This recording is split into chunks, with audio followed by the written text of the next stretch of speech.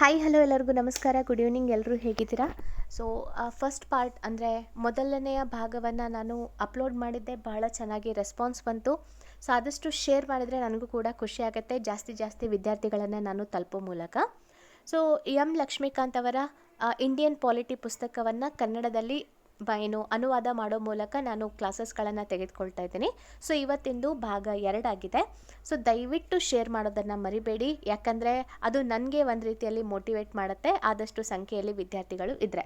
So ಹಾಗಾದರೆ ಇವಾಗ 2ನೇ ಭಾಗವನ್ನು ಸ್ಟಾರ್ಟ್ ಮಾಡ್ತಾ ಇದ್ದೀನಿ. ಪಿಟ್ಸ್ ಇಂಡಿಯಾ ಕಾಯ್ದೆ 1784ರಿಂದ ಸ್ಟಾರ್ಟ್ ಮಾಡ್ತಾ ಇದ್ದೀನಿ. ಓಕೆ, ನಿಧಾನಕ್ಕೆ ಹೇಳ್ತಾ ಹೋಗ್ತೀನಿ. ಒಂದು ವೇಳೆ ನಿಮಗೆ ಆದಷ್ಟು ಅರ್ಥ ಮಾಡಿಸೋ ರೀತಿಯಲ್ಲಿ ಹೇಳ್ತಾ ಹೋಗ್ತೀನಿ ಅಂತ ಹೇಳ್ಬೋದು. ಓಕೆ, ಸೊ ಫಸ್ಟಿಗೆ ಓದ್ಬಿಟ್ಟು ಆಮೇಲೆ ಒಂದೊಂದೇ ಅರ್ಥ ಮಾಡಿಸ್ತಾ ಹೋಗ್ತೀನಿ. ಸೊ ಇಲ್ಲಿ ನೋಡಿ, in a bid to rectify the defects of the regulating act of 1773, ಇಲ್ಲಿ ಪ್ರಮುಖವಾಗಿ 1773ರ ರೆಗ್ಯುಲೇಟಿಂಗ್ ಕಾಯ್ದೆಯ ಲೋಪದೋಷಗಳನ್ನು ಸರಿ ಮಾಡಲಿಕ್ಕೋಸ್ಕರ the British parliament pass the amending act of 1781. 1773ರ ರೆಗ್ಯುಲೇಟಿಂಗ್ ಕಾಯ್ದೆಯ ಲೋಪದೋಷಗಳನ್ನು ಸರಿ ಮಾಡಲಿಕ್ಕೋಸ್ಕರ ಬ್ರಿಟಿಷ್ ಸಂಸತ್ತು ಹೊಸ ತಿದ್ದುಪಡಿ ಕಾಯ್ದೆಯನ್ನು ಅದು ಪಾಸ್ ಮಾಡಿತು. ಅದು ಯಾವುದು ಅಂದರೆ ಆ್ಯಕ್ಟ್ ಆಫ್ 1781, 1781ರ ತಿದ್ದುಪಡಿ ಕಾಯ್ದೆ, also known as the act of settlement. ಈ ಒಂದು ಕಾಯ್ದೆಯನ್ನು ವಸಾಹತು ಕಾಯ್ದೆ ಅಂತ ಕೂಡ ಕರೆಯಲಾಗುತ್ತೆ. The next important act was the Pitt's India Act of 1784. So 1781ರ ಕಾಯ್ದೆಯ ನಂತರ ಈ ಎರಡನೇ ಇಂಪಾರ್ಟೆಂಟ್ ಆದಂತಹ ಕಾಯ್ದೆ ಯಾವುದು ಅಂದರೆ ಅದು ಪಿಟ್ಸ್ ಇಂಡಿಯಾ ಕಾಯ್ದೆ, 1784ರ ಕಾಯ್ದೆ. ಹಾಗಾದರೆ ಈ ಒಂದು 1784ರ ಕಾಯ್ದೆಯ ಪ್ರಮುಖ ಲಕ್ಷಣಗಳು, ಫೀಚರ್ಸ್ ಆಫ್ ದಿ ಆ್ಯಕ್ಟ್ ಏನಂತ ನೋಡ್ತಾ ಹೋಗೋಣ. ಮೊದಲನೇದು, it distinguished between the commercial and political functions of the company. ಇದು ಪ್ರಮುಖವಾಗಿ ಕಂಪನಿಯ ಅಧಿಕಾರವನ್ನು 2 ರೀತಿಯಲ್ಲಿ ಡಿವೈಡ್ ಮಾಡುತ್ತೆ. ಮೊದಲನೇದು ವಾಣಿಜ್ಯ, ಇನ್ನೊಂದು ರಾಜಕೀಯ ವ್ಯವಹಾರಗಳಾಗಿ ಕಂಪನಿಯ ಅಧಿಕಾರವನ್ನು ಡಿವೈಡ್ ಮಾಡುತ್ತೆ. ಎರಡನೇದು, it allowed the court of directors to manage the commercial affairs but created a new body called board of control. ಇಲ್ಲಿ ತನಕ ಹೇಳ್ತೀನಿ ನೋಡಿ. It allowed the court of directors, ಇಲ್ಲಿ ಪ್ರಮುಖವಾಗಿ ಈ ಒಂದು 1784ರ ಕಾಯ್ದೆ ನಿರ್ದೇಶಕರ ಮಂಡಳಿಗಳು ವಾಣಿಜ್ಯ ವ್ಯವಹಾರಗಳನ್ನು ನಿರ್ವಹಿಸಲಿಕ್ಕೆ ಅಧಿಕಾರವನ್ನು ಕೊಡ್ತು. ಆದರೆ created a new body called board of control, ಆದರೆ ಒಂದು ಹೊಸದಾದಂತಹ ಮಂಡಳಿಯನ್ನು ರಚನೆ ಮಾಡಲಾಯಿತು. ಅದನ್ನು ಬೋರ್ಡ್ ಆಫ್ ಕಂಟ್ರೋಲ್ ಅಥವಾ ನಿಯಂತ್ರಣ ಮಂಡಳಿ ಅಂತ ಕರೆಯಲಾಯಿತು. So board of control to manage the political affairs. So ಈ ಒಂದು ನಿರ್ದೇಶಕರ ಮಂಡಳಿ ವಾಣಿಜ್ಯ ವ್ಯವಹಾರಗಳನ್ನು ನೋಡ್ತಾ ಹೋದರೆ, ಈ ಒಂದು ನಿಯಂತ್ರಣ ಮಂಡಳಿ ರಾಜಕೀಯ ವ್ಯವಹಾರವನ್ನು ನೋಡ್ಕೊಂಡು ಹೋಗಲಿಕ್ಕೆ ಹೊಸದಾಗಿ ರಚನೆ ಮಾಡಲಾಯಿತು. Thus it established a system of double government. So ಇದರಿಂದಾಗಿ ಇದು ಸರ್ಕಾರವನ್ನು ರಚನೆ ಮಾಡಿದಂತಹ ಕಾಯ್ದೆ ಯಾವುದು ಅಂತ ಕೇಳಿದರೆ 1784ರ ಪಿಟ್ಸ್ ಇಂಡಿಯಾ ಕಾಯ್ದೆ. ಮುಂದಿನ ಒಂದು ಪಾಯಿಂಟ್ ಏನಂತ ಹೇಳಬೇಕಂದ್ರೆ, it empowered board of control to supervise and direct. So 3ನೇ ಪಾಯಿಂಟ್ ಇದೆಲ್ಲ, it empowered the board of control to supervise and direct all operations of civil and military government or revenues of the British possession in India. So ಒಂದೊಂದೇ ಹೇಳ್ತೀನಿ ನೋಡಿ. It empowered the board of control to supervise. So ಇದು ನಿಯಂತ್ರಣ ಮಂಡಳಿಗೆ ಅಧಿಕಾರವನ್ನು ನೀಡಿತು. ಯಾವುದಕ್ಕೆ ಅಂದರೆ, ಸೊ ಎಲ್ಲ ರೀತಿಯಾದಂತಹ ವ್ಯವಹಾರಗಳನ್ನು ಡೈರೆಕ್ಟಾಗಿ, ಅಂದರೆ ಯಾವ ವ್ಯವಹಾರಗಳನ್ನು ಅಂದರೆ ನಾಗರಿಕ ಮತ್ತು ಮಿಲಿಟರಿ ಗೌರ್ಮೆಂಟ್ನ ವ್ಯವಹಾರಗಳನ್ನು ಮತ್ತು ಕಂದಾಯದ ಅಧಿಕಾರಗಳನ್ನು, ಯಾವುದು ನಮ್ಮ ಒಂದು ಬ್ರಿಟಿಷ್ ಸ್ವಾಮ್ಯತ್ವದ ಕಂದಾಯ, ಮಿಲಿಟರಿ ಮತ್ತು ಸಿವಿಲ್ ವ್ಯವಹಾರಗಳನ್ನು ಡೈರೆಕ್ಟಾಗಿ ಸೂಪರ್ವೈಸ್ ಮಾಡುವಂತಹ ಅಧಿಕಾರವನ್ನು ಬೋರ್ಡ್ ಆಫ್ ಕಂಟ್ರೋಲ್ಗೆ ಅಥವಾ ನಿಯಂತ್ರಣ ಮಂಡಳಿಗೆ ನೀಡಲಾಯಿತು ಈ ಒಂದು ಕಾಯ್ದೆಯ ಪ್ರಕಾರ. ಸೊ ಮುಂದಿನ ಒಂದು ಪಾಯಿಂಟ್ ಹೇಳಬೇಕಂದ್ರೆ, thus the act was significant for tourism. So ಈ ಒಂದು ಕಾರಣಕ್ಕೋಸ್ಕರ ಈ ಕಾಯ್ದೆ, 2 ಕಾರಣಗಳಿಂದ ಈ ಕಾಯ್ದೆ ವೆರಿ ಇಂಪಾರ್ಟೆಂಟ್ ಆಗಿದೆ, ಅಂದರೆ ತುಂಬ ಇಂಪಾರ್ಟೆಂಟ್ ಆಗಿದೆ. ಮೊದಲನೇದು, first, the companies territories in India were for the first time called the British possession in India. So ಮೊದಲನೆಯ ಪಾಯಿಂಟ್ ಏನಂದರೆ, ಕಂಪನಿಯ ಪ್ರಾಧಿಕಾರ ಭಾರತದಲ್ಲಿ ಮೊಟ್ಟ ಮೊದಲ ಬಾರಿಗೆ ಬ್ರಿಟಿಷ್ ಸ್ವಾಮ್ಯತ್ವದ ಸರ್ಕಾರ ಅನ್ನುವಂಥದ್ದನ್ನು ಮೊಟ್ಟ ಮೊದಲ ಬಾರಿಗೆ ಘೋಷಣೆ ಮಾಡಲಾಯಿತು ಈ ಒಂದು ಕಾಯ್ದೆಯ ಮೂಲಕ. ಎರಡನೇದು, the British government was given the supreme control over companies affair and it's administration in India. So ಎರಡನೆಯ ಪ್ರಮುಖವಾದ ವಿಷಯ ಏನಂದರೆ, ಬ್ರಿಟಿಷ್ ಸರ್ಕಾರಕ್ಕೆ ಅತ್ಯುನ್ನತವಾದಂತಹ ನಿಯಂತ್ರಣ ಅಧಿಕಾರವನ್ನು ನೀಡಲಾಯಿತು. ಯಾವುದರ ಮೇಲೆ ಅಂದರೆ ಕಂಪನಿಯ ವ್ಯವಹಾರ ಮತ್ತು ಆಡಳಿತದ ಮೇಲೆ.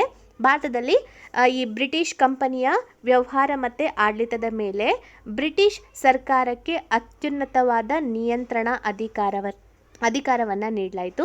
ಈ ಎರಡು ಕಾರಣಕ್ಕೋಸ್ಕರ ಈ ಕಾಯ್ದೆ ವೆರಿ ವೆರಿ ಇಂಪಾರ್ಟೆಂಟ್ ಆಗಿದೆ. ಓಕೆ, ಸೊ ಹಾಗಾದರೆ ಮುಂದಿನ ಒಂದು ಕಾಯ್ದೆಗೆ ಹೋಗೋಣ. ಮುಂದಿನ ಕಾಯ್ದೆ ಯಾವುದು ಅಂದರೆ ಚಾರ್ಟರ್ ಆ್ಯಕ್ಟ್ ಆಫ್ 1833. ಸೊ 1833ರ ಚಾರ್ಟರ್ ಕಾಯ್ದೆಯನ್ನು ನಾವು ನೋಡೋಣ. This act was the final step towards centralisation in British India. ಈ ಒಂದು ಕಾಯ್ದೆ ಬ್ರಿಟಿಷ್ ಅಧಿಕಾರದ ಕೇಂದ್ರೀಕರಣದ ಅಂತಿಮ ಹೆಜ್ಜೆಯಾಗಿದೆ. So this act was final step towards centralisation in British India. So British ಸರ್ಕಾರದ ಕೇಂದ್ರೀಕರಣಕ್ಕೆ ಪ್ರಮುಖವಾದ ಒಂದು ಅಂತಿಮ ಹೆಜ್ಜೆಯಾಗಿದೆ 1833ರ ಚಾರ್ಟರ್ ಆ್ಯಕ್ಟ್. ಹಾಗಾದರೆ ಈ ಕಾಯ್ದೆಯ ಪ್ರಮುಖ ಲಕ್ಷಣಗಳನ್ನು ನೋಡ್ತಾ ಹೋಗೋಣ. Features of the act. ಮೊದಲನೇದು, it made the governor general of Bengal as the governor general of India.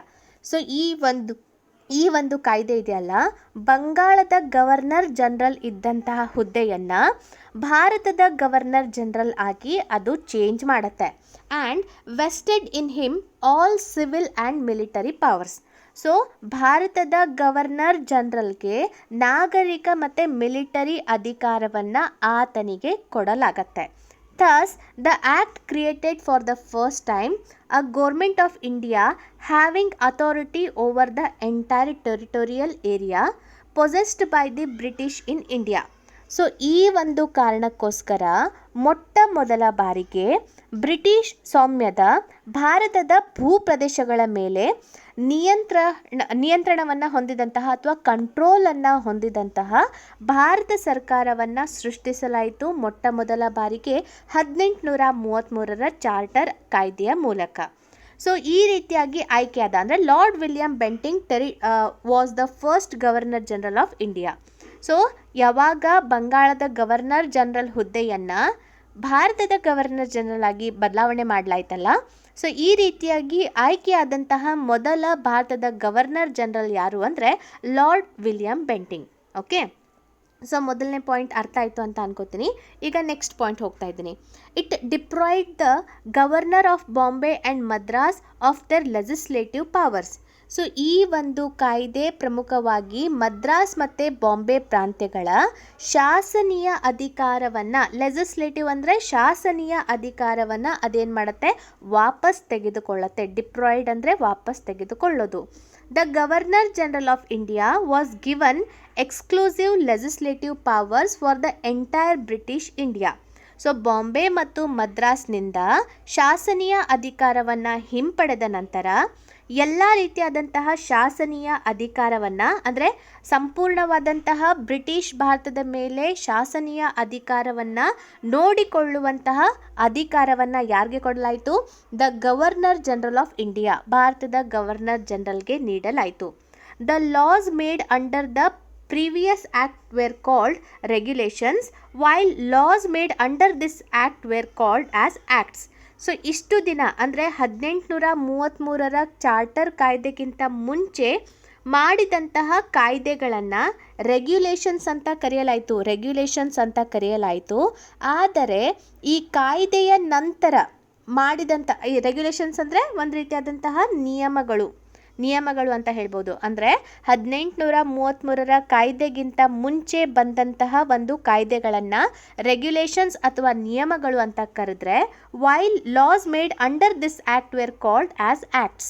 So ಯಾವುದು ಈ ಒಂದು ಕಾಯ್ದೆಯ ಅಡಿಯಲ್ಲಿ ಬದಲಾವಣೆ ಮಾಡಲಾಯ್ತಲ್ಲ, ಅವುಗಳನ್ನು ಕಾಯ್ದೆ ಅಂತ ಕನ್ಸಿಡರ್ ಮಾಡಲಾಯಿತು. Okay, it ended the activities of the East India company as a commercial body. So ಈ ಒಂದು ಕಾಯ್ದೆ ಬ್ರಿಟಿಷ್ ಈಸ್ಟ್ ಇಂಡಿಯಾ ಕಂಪನಿಯ ವಾಣಿಜ್ಯ ವ್ಯವಹಾರಗಳನ್ನು ಇದು ಅಂತಿಮಗೊಳಿಸಿತು. ಬ್ರಿಟಿಷ್ ಈಸ್ಟ್ ಇಂಡಿಯಾ ಕಂಪನಿಯ ವಾಣಿಜ್ಯ ವ್ಯವಹಾರಗಳನ್ನು ಅಂತಿಮಗೊಳಿಸಿದ್ದು 1833 charter act, which became a purely administrative body. So ಇಲ್ಲಿಂದ ಏನಾಯಿತು, ಈ ಕಾಯ್ದೆಯ ಮೂಲಕ ಇದು ಸಂಪೂರ್ಣವಾಗಿ ಒಂದು ಆಡಳಿತಾತ್ಮಕ ಸಂಸ್ಥೆಯಾಗಿ ಪರಿವರ್ತನೆ ಆಯಿತು. It provided that the companies territories in India were held by it in trust for his majesty, his heirs and successor ಅಂತ. ಅಂದರೆ ಈ ಒಂದು 1833 ಕಾಯ್ದೆಯ ನಂತರ ಪ್ರಮುಖವಾಗಿ it provided that the companies territories in India. So ಈ ಒಂದು ಕಾಯ್ದೆ ಪ್ರಮುಖವಾಗಿ ಭಾರತದಲ್ಲಿ ಕಂಪನಿಯ ಒಂದು ಭಾರತದಲ್ಲಿ ಹೊಂದಿರುವಂತಹ ಪ್ರಾಧಿಕಾರವನ್ನು ಯಾರಿಂದ, in trust for his majesty. So it provided that the companies territories in India. So ಇದು ಪ್ರಮುಖವಾಗಿ ಭಾರತದಲ್ಲಿ ಕಂಪನಿಯ ಪ್ರಾಧಿಕಾರ ವೆರ್ ಹೆಲ್ಡ್ ಬೈ ಅಂದರೆ ಯಾರಿಂದ ಹೊಂದಲಾಗಿತ್ತು, ಇನ್ ಟ್ರಸ್ಟ್ ಫಾರ್ ಹಿಸ್ ಮೆಜೆಸ್ಟಿ. ಅಂದರೆ ಆ ಒಂದು ಟೈಮ್ನಲ್ಲಿ ರಾಣಿಯರು ಇದ್ರಲ್ಲ, ಸೊ ಅವರನ್ನು ಹೀಸ್ ಮೆಜೆಸ್ಟಿ ಅಂತ ಕರಿತಾ ಇದ್ರು. ಸೊ ಅವರ ಒಂದು ಉತ್ತರಾಧಿಕಾರಿಗಳಿಗೆ ಇದು ಸಮರ್ಪಿತವಾಗಿರುತ್ತೆ ಅಂತ ಘೋಷಣೆ ಮಾಡಲಾಯಿತು ಈ ಒಂದು ಕಾಯ್ದೆಯ ನಂತರ. The Charter Act of 1833 attempted to introduce a system of open competition for selection of civil servant. ಇದು ವೆರಿ ಇಂಪಾರ್ಟೆಂಟ್ ಪಾಯಿಂಟ್ ಅಂತ ಹೇಳ್ಬೋದು. ಯಾಕಂದರೆ 1833 ಕಾಯ್ದೆ ಇದು ಮೊಟ್ಟ ಮೊದಲ ಬಾರಿಗೆ ಒಂದು ಹೊಸದಾದಂತಹ ವ್ಯವಸ್ಥೆಯನ್ನು ಅದು ಕ್ರಿಯೇಟ್ ಮಾಡಿತ್ತು ಅಥವಾ ಓಪನ್ ಮಾಡಿತ್ತು. ಯಾವುದಂದರೆ open competition for selection of civil servants. So ಅಂದರೆ ಮುಕ್ತ ಸ್ಪರ್ಧಾತ್ಮಕ ವ್ಯವಸ್ಥೆಯನ್ನು ಈ ಸದಸ್ಯರ ಆಯ್ಕೆ ಮಾಡಲಿಕ್ಕೋಸ್ಕರ ಒಂದು ಹೊಸದಾದಂತಹ ವೇದಿಕೆಯನ್ನು ಈ ಕಾಯ್ದೆ ಕಲ್ಪಿಸಿಕೊಟ್ಟಿತು. And started that the Indians should not be debarred from holding any place, office and employment under the company. So ಇದಷ್ಟೇ ಅಲ್ಲ, ಈ ಕಾಯ್ದೆಯು ಭಾರತೀಯರಿಗೆ ಯಾವುದೇ ಒಂದು ಹುದ್ದೆ ಆಗಿರ್ಬೋದು, ಸ್ಥಾನ ಆಗಿರ್ಬೋದು, ಉದ್ಯೋಗವನ್ನು ಹೊಂದದಂತೆ ಭಾರತೀಯರನ್ನು ನಿರ್ಬಂಧ ಮಾಡೋ ಹಾಗೆ ಇಲ್ಲ ಅನ್ನುವಂತಹ ನಿಯಮವನ್ನು ತಂದುಕೊಟ್ಟಂತಹ ವೆರಿ ಇಂಪಾರ್ಟೆಂಟ್ ಆದಂತಹ ಕಾಯ್ದೆ 1833 ಕಾಯ್ದೆ. Okay, so however this provision was negated after opposition from the court of directors. ಆದರೆ ಇದನ್ನು ಜಾರಿಗೊಳಿಸಲಿಕ್ಕೆ ಆಗಲಿಲ್ಲ. ಯಾಕಂತ ಹೇಳಬೇಕಂದ್ರೆ ಆ ಒಂದು ಟೈಮ್ನಲ್ಲಿ ಈ ಒಂದು ಕೋರ್ಟ್ ಆಫ್ ಡೈರೆಕ್ಟರ್ಸ್ಗಳು ಇದನ್ನು ನಿರಾಕರಣೆ ಮಾಡ್ತಾರೆ. ಆ ಕಾರಣಕ್ಕೋಸ್ಕರ 1833 ಚಾರ್ಟರ್ ಕಾಯ್ದೆಯಲ್ಲಿ ಭಾರತೀಯರಿಗೆ ಸ್ಪರ್ಧಾತ್ಮಕ ಪರೀಕ್ಷೆಗಳಲ್ಲಿ ಅವಕಾಶ ನೀಡಲಾಗಲಿಲ್ಲ.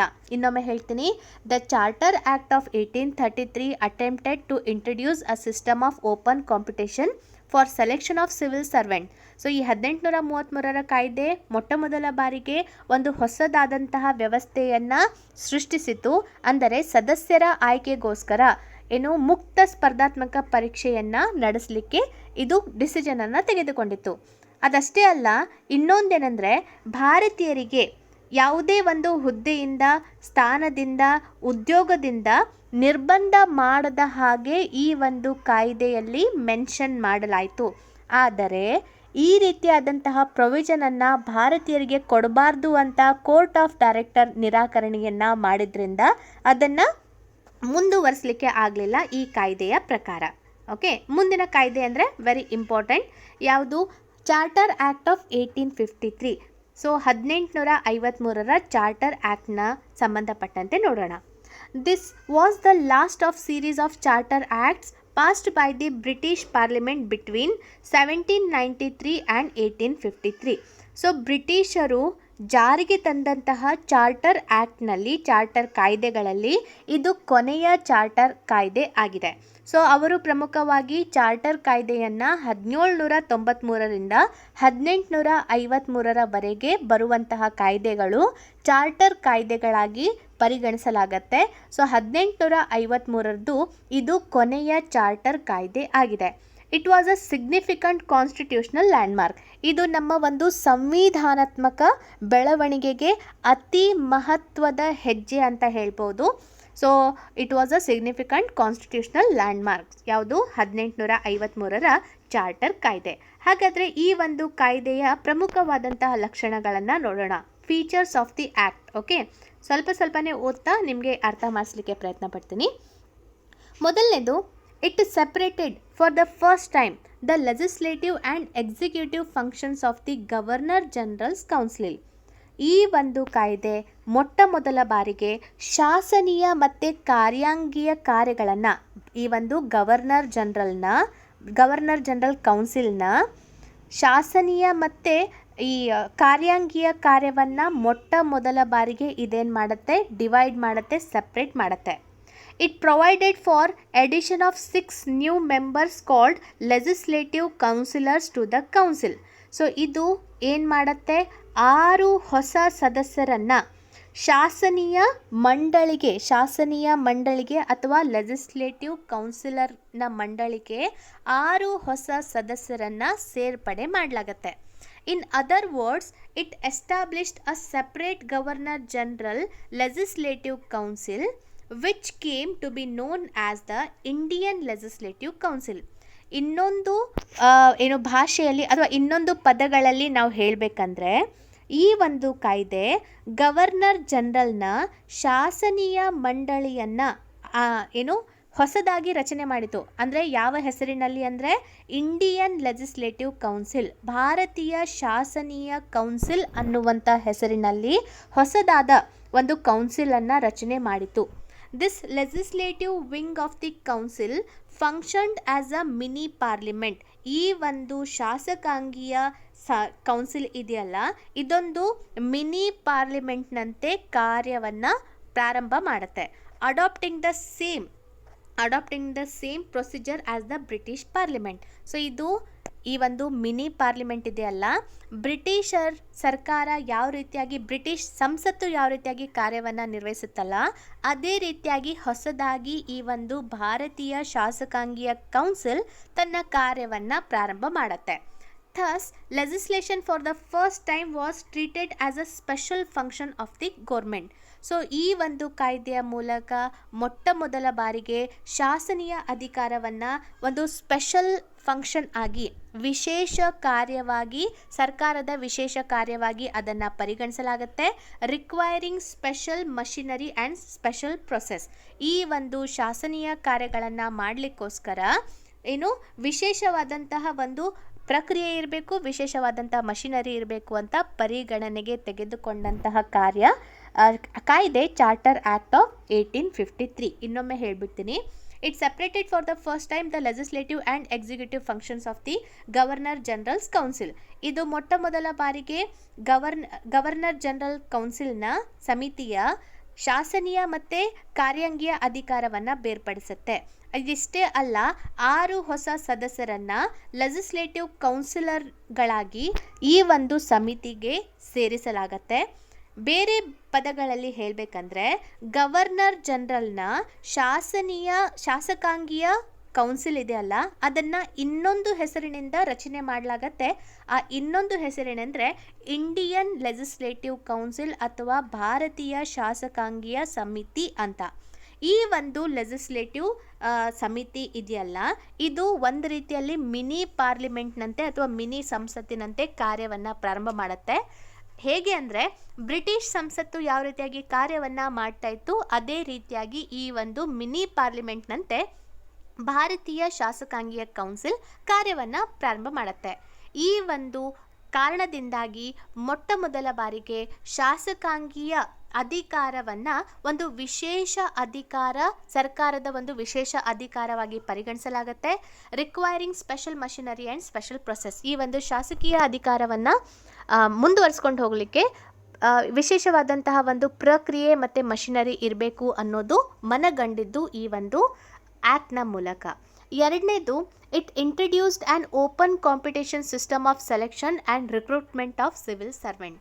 ಈಗ 1833ರ ಕಾಯ್ದೆಯಲ್ಲಿ ಫಸ್ಟ್ ಟೈಮ್ ಪ್ರಸ್ತಾಪ ಮಾಡಲಾಯಿತು, ಆದರೆ ಅದನ್ನು ಕಂಪ್ಲೀಟ್ ಮಾಡಲಿಕ್ಕೆ ಆಗಲಿಲ್ಲ. ಆದರೆ 1853ರ ಕಾಯ್ದೆಯಲ್ಲಿ ಇದು ಏನು ಮಾಡಿತು? ಮುಕ್ತ ಸ್ಪರ್ಧಾತ್ಮಕ ಪರೀಕ್ಷೆಗಳಿಗೆ ಯಾವುದಕ್ಕೆ ಉದ್ಯೋಗಗಳಿಗೋಸ್ಕರ ಮುಕ್ತ ಸ್ಪರ್ಧಾತ್ಮಕ ಪರೀಕ್ಷೆಯನ್ನು ಮಾಡಲಿಕ್ಕೆ ಸದಸ್ಯರನ್ನು ಆಯ್ಕೆ ಮಾಡಲಿಕ್ಕೆ ಹೊಸ ಒಂದು ಏನು ಕಾಂಪಿಟಿಷನ್ ಸಿಸ್ಟಮನ್ನು ಇದು ಇಂಟ್ರಡ್ಯೂಸ್ ಮಾಡಿತ್ತು. ಒಂದು ನಿಮಿಷ. ಓಕೆ, ಸೊ ಮುಂದಿನ ಹೇಳ್ತಾ ಇದ್ದೀನಿ. It introduced and open competition system of selection and recruitment of the civil servant. ಅಂದರೆ ಇದು ಮುಕ್ತ ಸ್ಪರ್ಧಾತ್ಮಕ ಪರೀಕ್ಷೆಗಳಿಗೆ ಒಂದು ಹೊಸ ವೇದಿಕೆಯನ್ನು ಕಲ್ಪಿಸುತ್ತೆ. The covenanted civil service was thus thrown open to Indian also. ಇಲ್ಲಿ ಭಾರತೀಯರಿಗೂ ಕೂಡ ಸ್ಪರ್ಧಾತ್ಮಕ ಪರೀಕ್ಷೆಯಲ್ಲಿ ಭಾಗವಹಿಸುವ ಅಧಿಕಾರವನ್ನು ನೀಡಲಾಯಿತು. According to the Macaulay committee, the committee on Indian civil service was appointed in 1854. So ಈ ಒಂದು ಮುಕ್ತ ಸ್ಪರ್ಧಾತ್ಮಕ ಪರೀಕ್ಷೆಗೋಸ್ಕರ ಮೆಕಾಲೆ ಕಮಿಟಿಯನ್ನು ಅಪಾಯಿಂಟ್ ಮಾಡಲಾಗುತ್ತೆ 1854ರಲ್ಲಿ. ಸೊ ಈ ಒಂದು ಕಾರಣಕ್ಕೋಸ್ಕರ ಮೆಕಾಲೆ ಸಮಿತಿಯನ್ನು 1854ರಲ್ಲಿ ನೇಮಕ ಮಾಡಲಾಗತ್ತೆ. ನೆಕ್ಸ್ಟ್ ನೋಡೋಣ, ಮೂರನೇ point. It extended the companies rule and allowed it to retain the possession of Indian territories on trust for the British crown. So ಇದು ಏನು ಮಾಡುತ್ತೆ ಅಂತ ಹೇಳಬೇಕಂದ್ರೆ, ಈ ಕಾಯ್ದೆ ಇಟ್ ಎಕ್ಸ್ಟೆಂಡೆಡ್ ಇದೇನು ಮಾಡುತ್ತೆ, ಪ್ರಮುಖವಾಗಿ companies rule and allowed to retain the possession of Indian territories. So ಈ ಒಂದು ಕಾಯ್ದೆ ಪ್ರಮುಖವಾಗಿ ಭಾರತದಲ್ಲಿ ಇರುವಂತಹ ಈ ಕಂಪನಿಯ ಕಾಯ್ದೆ ಆಗಿರ್ಬೋದು, ಅದನ್ನು ಮತ್ತೆ ಕಂಪನಿಯ ಸ್ವಾಮತ್ಯ ಆಗಿರ್ಬೋದು ಭಾರತೀಯ ಪ್ರಾಧಿಕಾರದ ಮೇಲೆ. ಸೊ ಅದು ಯಾವುದರ ಒಂದು ಭರವಸೆಯ ಮೇಲೆ, ಬ್ರಿಟಿಷ್ ಕ್ರೌನ್ನ ಭರವಸೆಯ ಮೇಲೆ ಅದನ್ನು ಮುಂದುವರಿಸಲಾಯಿತು. It extended the companies rule and allowed it to retain the position of Indian territories on trust for the British crown. So British crown ಈ ಒಂದು ಭಾರತೀಯ ಪ್ರಾಧಿಕಾರದಲ್ಲಿ ಕಂಪನಿಯ ಆಡಳಿತವನ್ನು, ಸ್ವಾಮ್ಯತ್ವವನ್ನು ಹಾಗೆ ಕಂಟಿನ್ಯೂ ಮಾಡಲಿಕ್ಕೆ ಇದು ಅವಕಾಶವನ್ನು ಕೊಡುತ್ತೆ. But it did not specify any particular period unlike the previous charters. ಆದರೆ ಇದು ಯಾವುದೇ ಒಂದು ನಿಗದಿತ ಒಂದು ಸಮಯವನ್ನು ನೀಡಲಿಲ್ಲ. ಹಿಂದಿನ ಕಾಯ್ದೆಗಳಲ್ಲಿ ಇಷ್ಟು ನಿಗದಿತ ಸಮಯದವರೆಗೆ ಇವರು ಕಾರ್ಯನಿರ್ವಹಿಸಿಕೊಂಡು ಹೋಗಬೇಕು ಅಂತ ಹೇಳ್ತಾ ಇದ್ರು. ಆದರೆ ಈ ಒಂದು ಕಾಯ್ದೆಯಲ್ಲಿ ಒಂದು ನಿಗದಿತ ಸಮಯವನ್ನು ನೀಡಲಿಲ್ಲ. ಸೊ ಕಂಟಿನ್ಯೂ ಮಾಡ್ಕೊಂಡು ಹೋಗಲಿಕ್ಕೆ. This was a clear indication that the companies rule could be terminated at any time the parliament like. So ಸಂಸತ್ತು ಯಾವಾಗ ಬೇಕಾದರೂ ಕೂಡ ಕಂಪನಿಯ ಅಧಿಕಾರವನ್ನು ಅದೇನು ಮಾಡಿಸ್ಬೋದು, ಕೊನೆಗೊಳಿಸಬಹುದು. ಸೊ ಸಂಸತ್ತಿಗೆ ಏನು ಇಲ್ಲಿ ಕರೆಕ್ಟಾಗಿ ಒಂದು ಟರ್ಮ್ ಕೊಡಲಿಲ್ಲ, ಅಂದರೆ 1 ವರ್ಷದ ಅವಧಿ 2 ವರ್ಷದ ಅವಧಿ ಅಂತ ಮೆನ್ಷನ್ ಮಾಡದೇ ಇರೋದ್ರಿಂದ ಸಂಸತ್ತು ಯಾವಾಗ ಬೇಕಾದರೂ ಕೂಡ ಕಂಪನಿಯ ಅಧಿಕಾರವನ್ನು ಕೊನೆಗೊಳಿಸುವ ಅಧಿಕಾರ ಸಂಸತ್ತಿನ ಕಡೆ ಇತ್ತು. Okay, so it extended the companies rule and allowed it to retain the possession of the Indian territories on trust for the British crown. So ಇಲ್ಲಿ ಇದೆಲ್ಲ ಬ್ರಿಟಿಷರ ಒಂದು ಟ್ರಸ್ಟ್ಗೋಸ್ಕರ ಕಂಪನಿಯ ಸ್ವಾಮ್ಯತ್ವವನ್ನು, ಅಧಿಕಾರವನ್ನು ಕಂಟಿನ್ಯೂ ಮಾಡಲಿಕ್ಕೆ ಅಧಿಕಾರವನ್ನು ನೀಡಲಾಯಿತು. ಆದರೆ ಈ ಒಂದು ಕಾಯ್ದೆಯಲ್ಲಿ ಒಂದು ನಿರ್ದಿಷ್ಟ ಸಮಯವನ್ನು ನೀಡಲಿಲ್ಲ. ಸೊ ಅಂದರೆ ಬ್ರಿಟಿಷ್ ಸಂಸತ್ತು ಯಾವಾಗ ಬೇಕಾದರೂ ಕೂಡ ಕಂಪನಿಯ ಆಳ್ವಿಕೆಯನ್ನು ಕೊನೆಗೊಳಿಸುವ ಅಧಿಕಾರವನ್ನು ಹೊಂದಿತ್ತು ಅಂತ ಈ ಕಾಯ್ದೆ ಹೇಳುತ್ತೆ. So it introduced for the first time local representation in Indian Legislative Council. So ಇದು ಮೊಟ್ಟ ಮೊದಲ ಬಾರಿಗೆ ಭಾರತೀಯ ಲೆಜಿಸ್ಲೇಟಿವ್ ಕೌನ್ಸಿಲ್ನಲ್ಲಿ ಪ್ರಾತಿನಿಧ್ಯತೆಯನ್ನು ನೀಡಲಾಯಿತು. ಸೊ ಲೆಜಿಸ್ಲೇಟಿವ್ ಕೌನ್ಸಿಲ್ನಲ್ಲಿ ರೀಪ್ರೆಸೆಂಟೇಷನ್ ಅಂದರೆ ಪ್ರಾತಿನಿಧ್ಯವನ್ನು ನೀಡಲಾಯಿತು ಮೊಟ್ಟ ಮೊದಲ ಬಾರಿಗೆ. Of the 6 new legislative members of the governor general council. So ಇಲ್ಲಿ ಈ ಒಂದು 6 ಜನ ಲೆಜಿಸ್ಲೇಟಿವ್ ಮೆಂಬರ್ಸ್. ಸೊ ಶಾಸಕಾಂಗೀಯ ಸದಸ್ಯರು 6 ಜನ. 4 members were appointed by the local governments of Madras, Bombay, Bengal and Agra. So ಇಲ್ಲಿ ಪ್ರಮುಖವಾಗಿ ಗವರ್ನರ್ ಜನರಲ್ನ ಕೌನ್ಸಿಲ್ನಿಂದ 6 ಜನರ ಪೈಕಿ 4 ಜನರನ್ನು ಎಲ್ಲಿಂದ ಆಯ್ಕೆ ಮಾಡಲಾಗ್ತಾ ಇತ್ತು, ಈ ಒಂದು ಸ್ಥಳೀಯ ಪ್ರಾಧಿಕಾರದಿಂದ ಅವರನ್ನು ನೇಮಕ ಮಾಡಲಾಗ್ತಾ ಇತ್ತು. ಆ ಸ್ಥಳೀಯ ಪ್ರಾಧಿಕಾರಗಳು ಅಂದರೆ ಮದ್ರಾಸ್, ಬಾಂಬೆ, ಬೆಂಗಾಲ್ ಮತ್ತು Agra. Very very important. So 6 ಜನರಲ್ಲಿ 4 ಜನರನ್ನು ಸ್ಥಳೀಯ ಪ್ರಾಧಿಕಾರದಿಂದ ಆಯ್ಕೆ ಮಾಡಲಾಗಿತ್ತು. ಆ 4 ಜನರು ಪ್ರಮುಖವಾಗಿ ಮದ್ರಾಸ್ನಿಂದ 1, ಬಾಂಬೆನಿಂದ 1, ಬೆಂಗಾಲ್ನಿಂದ 1 ಮತ್ತು ಆಗ್ರಾದಿಂದ ಒಬ್ಬರನ್ನು ಆಯ್ಕೆ ಮಾಡಲಿಕ್ಕೆ ಅವಕಾಶವನ್ನು ನೀಡಿತು. ಓಕೆ. ಸೊ ಹಾಂ, ಇಷ್ಟು ಈ ಭಾಗದ ಮಾಹಿತಿ. ನಾಳೆ ಇದೆಯಲ್ಲ, ದ ಕ್ರೌನ್ ರೂಲ್ ಇದೆಯಲ್ಲ, ನಾಳೆಯಿಂದ ಅದನ್ನು ಕಂಟಿನ್ಯೂ ಮಾಡ್ತೀನಿ. ಸೊ ಇಷ್ಟು ನಿಮಗೆ ಅರ್ಥ ಆಗಿದೆ ಅಂತ ಅನ್ಕೋತೀನಿ. ನಾಳೆ ದ ಕ್ರೌನ್ ರೂಲ್ 1858ರಿಂದ 1947ರವರೆಗೆ ಕಂಟಿನ್ಯೂ ಮಾಡ್ತೀನಿ. ಇವತ್ತು ನಾನು ಚಾರ್ಟರ್ ಆ್ಯಕ್ಟ್ ಮತ್ತು ಪಿಟ್ಸ್ ಇಂಡಿಯಾ ಆ್ಯಕ್ಟನ್ನು ಹೇಳಿದ್ದೀನಿ, ನಿಮಗೆ ಅರ್ಥ ಆಗಿದೆ ಅಂತ ಅನ್ಕೋತೀನಿ. ಇನ್ನೊಂದು ಇಂಪಾರ್ಟೆಂಟ್ ಏನಂದರೆ, ನಾನು ಇಂಗ್ಲೀಷ್ ಕ್ಲಾಸಸ್ಗಳನ್ನು ಕೂಡ ಕಂಟಿನ್ಯೂ ಮಾಡ್ತೀನಿ. ಅಂದರೆ ಒಬ್ರು ಯಾರೋ ಕಮೆಂಟ್ ಮಾಡಿದರು, ಸೊ ನಾವೇ ಅರ್ಥ ಮಾಡೋ ರೀತಿಯಲ್ಲಿ ನಮ್ಮನ್ನು ಸಮರ್ಥರನ್ನಾಗಿ ಮಾಡಿ ಅಂತ. ಸೊ ಅದನ್ನು ಕೂಡ ನಾನು ಕೈ ಬಿಡಲ್ಲ. ಇಂಗ್ಲೀಷ್ ಕ್ಲಾಸಸ್ಗಳನ್ನು ಕೂಡ ಹೇಳ್ಕೊಡ್ತೀನಿ. ಸೊ ನೀವು ಮಾತನಾಡಲಿಕ್ಕೂ ಕೂಡ ಬರಬೇಕು, ಮತ್ತು ಇಂಗ್ಲೀಷ್ನಲ್ಲಿ ಗ್ರಾಮೆಟಿಕಲಿ ಕೂಡ ಸ್ವಲ್ಪ ನಿಮಗೆ ಕಲಿಸ್ತಾ ಹೋಗ್ತೀನಿ. ಓಕೆ, ವಿಡಿಯೋ ಇಷ್ಟ ಆದರೆ ದಯವಿಟ್ಟು ಲೈಕ್, ಶೇರ್, ಸಬ್ಸ್ಕ್ರೈಬ್ ಆಗೋದನ್ನು ಮರಿಬೇಡಿ. ದಯವಿಟ್ಟು ನಿಮ್ಮ ಫ್ರೆಂಡ್ಸ್ಗಳಿಗೂ ಕೂಡ ಶೇರ್ ಮಾಡಿದ್ರೆ ನನಗೂ ಕೂಡ ಖುಷಿ ಆಗುತ್ತೆ. Thank you.